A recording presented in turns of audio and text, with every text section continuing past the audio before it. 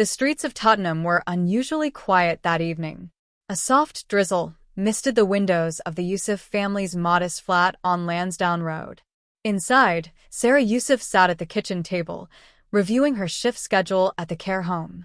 Her 8-year-old son, Elijah, lay curled up on the couch, blanket wrapped tightly around him. At first glance, it looked like any other evening, but something felt off.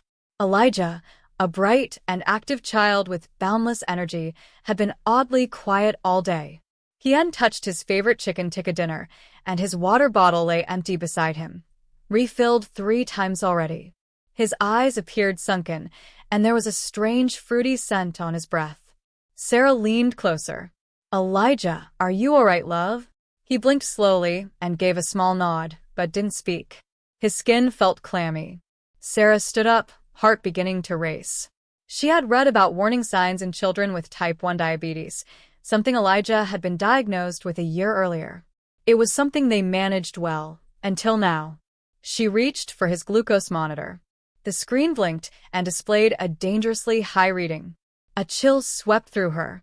Without wasting a second, she grabbed her coat, slipped on her trainers, and bundled Elijah into his jacket. He barely reacted, his head leaning against her shoulder. She locked the flat behind her and rushed to the car, fumbling with the keys as anxiety clawed at her chest. The drive to the urgent care center in Lambeth was tense. The city lights blurred past as Sarah tried to stay calm, whispering to Elijah to keep him conscious.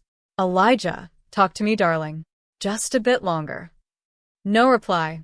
As they arrived, she burst through the doors and called out for help. A nurse at the reception desk looked up slowly. "Please, my son. He has type 1 diabetes. I think he's in trouble. He needs a doctor now." The nurse gave a brief glance toward Elijah and motioned toward a seat. "Take a seat. A doctor will see you shortly." Sarah froze. She didn't have time to wait. The fluorescent lights buzzed softly overhead.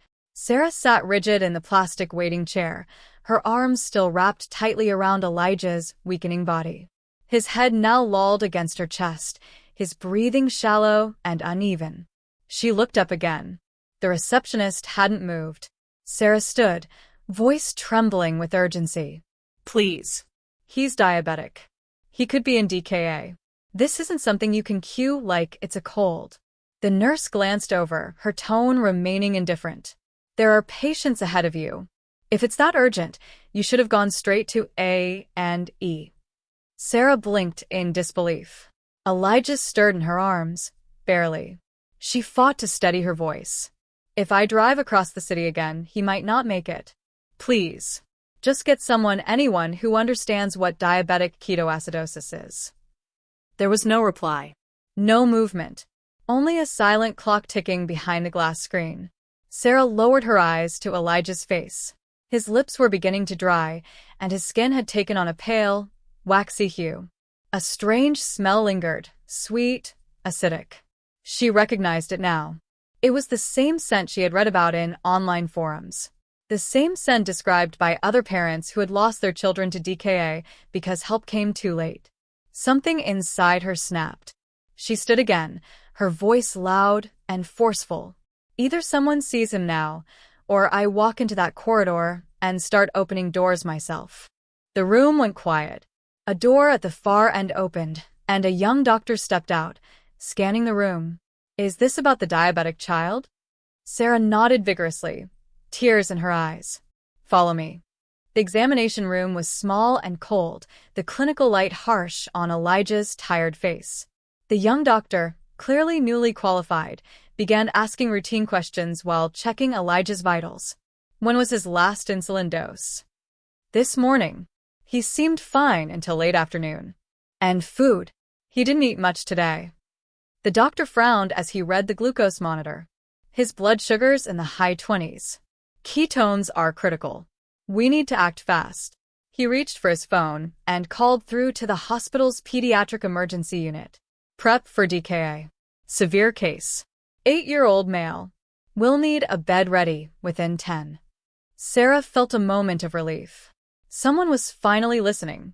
Then came the sound no mother wants to hear. Elijah's faint moan turned into a gurgle. His eyes fluttered shut. His breathing slowed. The doctor moved quickly. We need to keep him awake.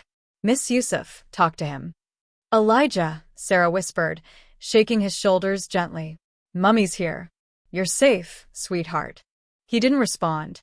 The doctor looked up. We can't wait. I'm calling for ambulance transfer now.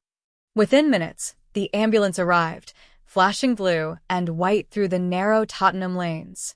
Sarah climbed in beside Elijah as paramedics secured him with tubes, wires, and an oxygen mask. The inside of the ambulance was quiet apart from the hum of machinery and the clipped voices of the crew. Blood pressures dropping. Pulse irregular. He's slipping fast. Sarah clutched Elijah's small, cold hand, whispering quietly, You're strong, my love. You're stronger than this. The paramedic gave her a soft nod, acknowledging both her fear and her fight. We're 5 minutes out from St. Thomas. Let them know we've got a pediatric DKA with signs of acidosis. Sarah didn't understand all the words, but she heard one thing clearly. Acidosis.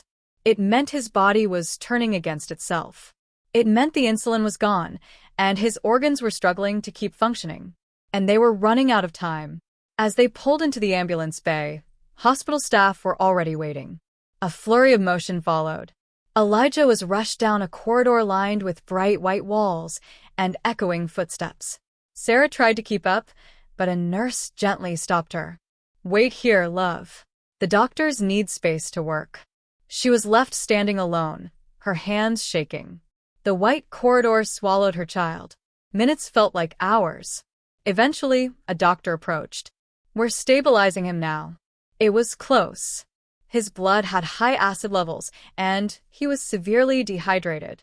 But he's responding to fluids and insulin. Sarah exhaled deeply for the first time all night. Can I see him? Soon. Let's let him rest first. You got him here just in time. Inside the ICU, Elijah lay motionless. Machines surrounded his bed. The rhythmic beep of a heart monitor kept steady time. A nurse adjusted the four as Sarah entered quietly. She pulled a chair beside him and sat, brushing back a curl from his forehead. You gave me a fright, little man. He didn't stir, but his chest moved, slow, steady breaths. Sarah closed her eyes, recalling every step of the day. The warnings, the doubt, the waiting room, and the terrifying possibility of what could have happened had she not spoken up. She reached for her phone and texted her sister. He's stable. Barely. But he's here. That night, Sarah didn't sleep. She stayed beside him, eyes fixed on the screen that showed his heartbeat. Alive. At 3 a.m, Sarah heard a whisper. Mom. She looked up instantly. Elijah's eyes were open, barely. His voice was hoarse. She stood, heart racing. I'm here, baby. I'm right here. Thirsty. Sarah smiled through tears and called the nurse. They couldn't give him much yet, but the fact that he was awake meant everything. You scared me, she whispered, leaning over him. But you're back. Elijah looked confused. I don't feel good. I know. But you're getting better now. He reached weakly for her hand. She held it tightly, tears falling silently. Over the next few days, Elijah's condition improved. Doctors explained the seriousness of what had happened. Sarah listened closely, asking every question she could. How can we avoid this again? You did everything right, said one of the senior consultants. The only issue was time. DKA progresses fast, and not all staff outside hospital settings recognize the danger. Sarah nodded. Then something needs to change. The doctor didn't disagree. You saved his life because you pushed for help. Some parents don't know the signs, or they're too afraid to raise their voice. Sarah made a silent vow then. This wouldn't happen to another child, not if she could help it. 2 weeks later, Elijah walked out of the hospital holding his mom's hand. He was thinner, slower, and still recovering but alive. The sun had returned to London's sky, casting a soft glow over the city. The journey home was quiet. Sarah kept stealing glances at him in the mirror. You all right, love? He nodded. Just tired. We'll rest. And no school for now. Elijah smiled slightly. Promise. Promise. At home, life slowly resumed. But Sarah couldn't stop thinking about the silence in that waiting room. The nurse who shrugged. The system that nearly cost Elijah his life. She began researching, joining forums, speaking with other parents. She wrote about her experience, detailing every symptom, every warning sign. She titled it simply, "Just Listen." It spread quickly, across social media, parenting groups, and diabetic networks. Soon, she was asked to speak at a local health conference. There, standing under bright lights, Sarah told her story, not as a hero, but as a mother who refused to be ignored. Because sometimes, the quietest voice is the one that saves a life.